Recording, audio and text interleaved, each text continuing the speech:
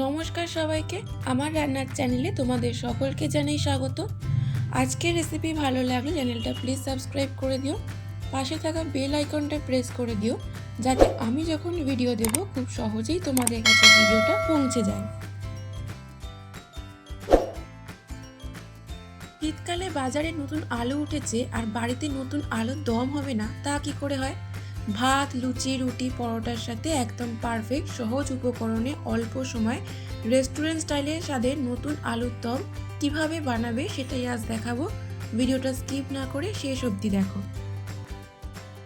প্রথমে নতুন আলুগুলো খোসা ছাড়িয়ে ধুয়ে নেব।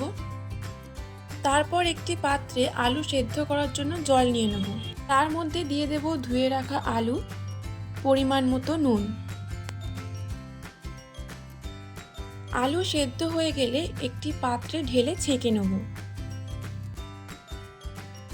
তারপর কড়াইতে পরিমাণ মতো সর্ষের তেল দেব। তেল গরম হয়ে গেলে তার মধ্যে দেব এলাচ, দারচিনি, পেঁয়াজ কুচি। পেঁয়াজ হালকা লাল লাল করে ভাজা হলে দিয়ে দেব স্বাদ মতো নুন। পেঁয়াজে হালকা বাদামি রং এলে তার মধ্যে দেব আদা, কাঁচা লঙ্কা বাটা, রসুন বাটা।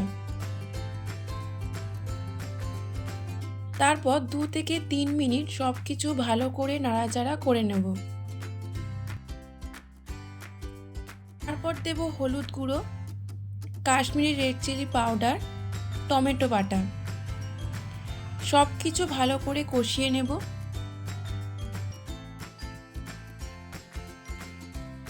মশলা থেকে তেল ছেড়ে গেলে তার মধ্যে দেব সেদ্ধ করে রাখা আলু।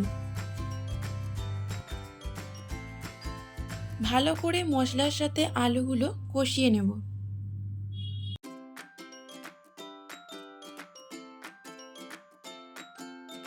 তারপর পরিমাণ মতো জল দিয়ে দেব। 5 থেকে 7 মিনিট ফুটতে দেব। তারপর জলটা একটু শুকিয়ে গেলে শেষে গরম মশলা দিয়ে নাড়াচাড়া করে নিলেই তৈরি আলুর দম। আশা করি তোমাদের ভালো লেগেছে। ভালো লাগলে লাইক ও শেয়ার করে দিও। তোমরা যদি বাড়িতে বানাও তোমাদের কেমন লাগলো আমাকে অবশ্যই কমেন্ট বক্সে লিখে জানিও। আবার দেখা হবে নতুন একটা ভিডিও নিয়ে। ততক্ষণ সবাই ভালো থেকো, সুস্থ থেকো।